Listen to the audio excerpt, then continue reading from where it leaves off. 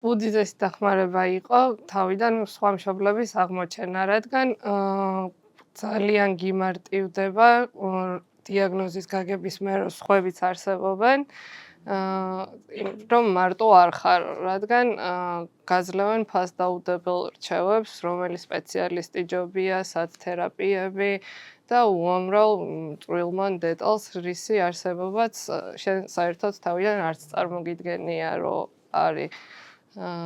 ასე რომ ალბათ ეგ არის რა ყველაზე მნიშვნელოვანი და მაგის მერე სულ ვცდილობ, რომ ვინმე ახალი ოჯახი თუ იქნება, მაქსიმალურად დიდი ინფორმაცია მივაწოდო და დეტალურად, რომ ის რთული გზა გაუმარტივო, რაც მე გამოვიარე თავიდან საწყის პერიოდში.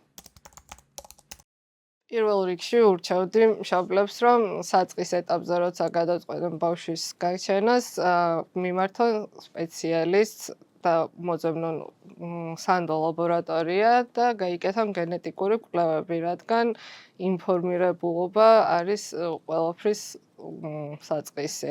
ასევე ურსულობაში ნიფცი გაიკეთონ, რადგან ესეც ერთი ნაბიჯია ცოდნისკენ. და თან ასევე მგონია, რომ ყველა მშობელს და ადამიანს უნდა ქონდეს არჩევნის უფლება, რომ გადაწყვიტონ უნდათ თუ არა ამ რთულ გზაზე დადგომა.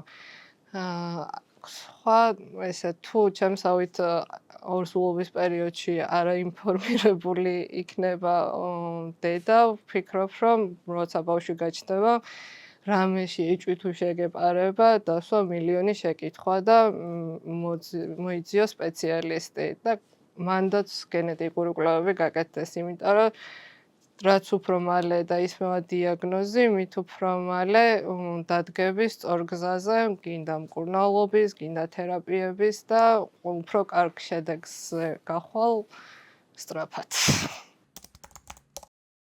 დღევანდელ დღეს ძალიან კარგი მშობელთა ორგანიზაცია გვაქვს ანჯელმანის, რომლებიც ერთმანეთს ვეხმარებით ინფორმაციის გაცვლაში, ასევე აქტიურად ჩართულები ვართ საერთაშორისო ორგანიზაციებთან და უნიკალური პრეცედენტი რაც გვაქვს არის, რომ თბილისში მედიკლაბში არსებობს ანჯელმანის საერთაშორისო კლინიკა, სადაც აქტიურად შეგვიძლია ხელი მიგვიწვდება კვლევების რა მიმდინარეობს, რომელი კვლევები, რა ხდება, ინფორმაციის გაცვლა და ძალიან კარგი რესურსი არის ჩვენნაირი პატარა ქვეყნისთვის მით უმეტეს.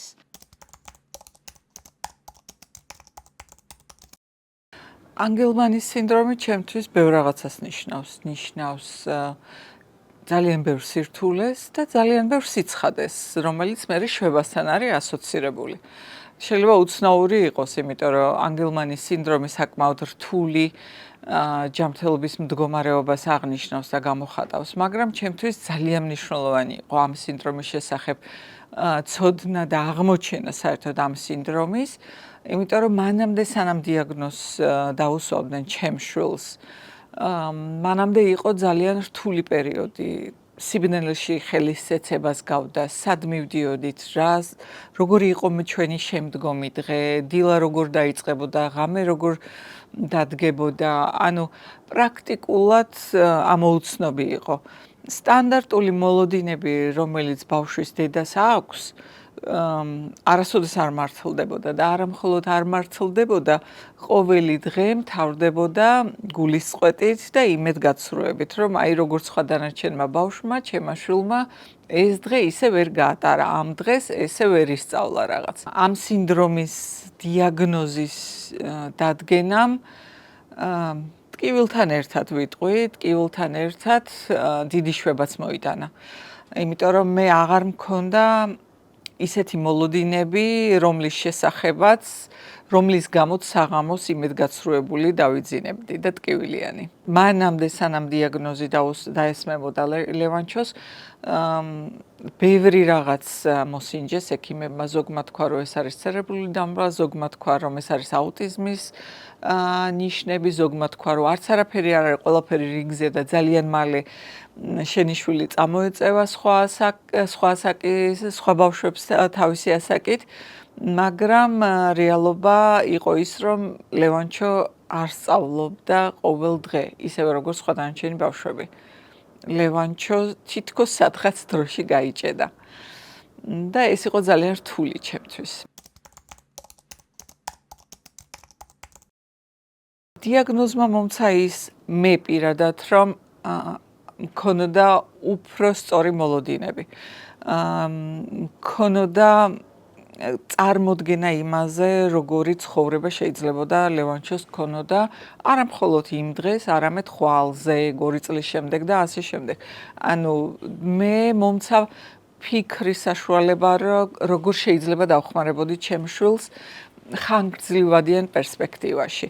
ანუ დღეს რა ხდებოდა, 5 წლის შემდეგ რა უნდა მომხდარიყო, რისთვის მომზადებულიყავი და როგორ დამეჭირა ლევანჩოსთვის მხარე. ისე რომ მისთვის საუკეთესო გარემო შემეთავაზებინა. ეს ძალიან მნიშვნელოვანი იყო. მშობლებს, რომელსაც ეხლა დაესვათ ანგელმანის სინდრომის დიაგნოზი, ვუსურვებდი პირველ რიგში მხნეობას, იმიტომ რომ ეს არ არის მარტივი დიაგნოზი, მაგრამ საოცარი თავგადასავალია და საოცრად ემოციური, თბილი ადამიანები არიან ჩვენი შვილები და აი ძალიან დიდი სიხარულია და არაჩვეულებრივი ემოციაა, როდესაც შენი შვილი ღიმილით გიყურებს, შენ შვილს შენთან ჩახუტება უნდა, შენი შვილი მზად არის, რომ თავის სამყაროს ღიმილით შეხედოს. ეს არის ძალიან დიდი პლუსი და მერწმუნეთ ამის შესახებ ყოველ დღეს გაგიხარდებათ, გულს გაგითქმობს და ძალას მოგცემთ. ეს უნდა იცოდეთ და დანარჩენი უკვე მეორეხარისხოვანია. ჩემი განწყობა ესეთია, რომ აი მომავალი დღეიდან დაწყებული, პირობითად ვთქვათ, დღეიდან დაწყებული არის იშვიათი დაავადებების აღმოჩენის, განკურნების ერის დასაწყისი. ის პერიოდია, რომელიც აქამდე არ ყოფილა. ეხლა მეცნიერება უკვე გადავიდა ისეთ მდგომარეობაში, როდესაც პოულობს ერთი გენის რაღაც დაზიანებას ან არქონას აღმოჩენაზე მოდის. და რაც მთავარია, უკვე განკურნების შესახებ ისმის სიახლეები.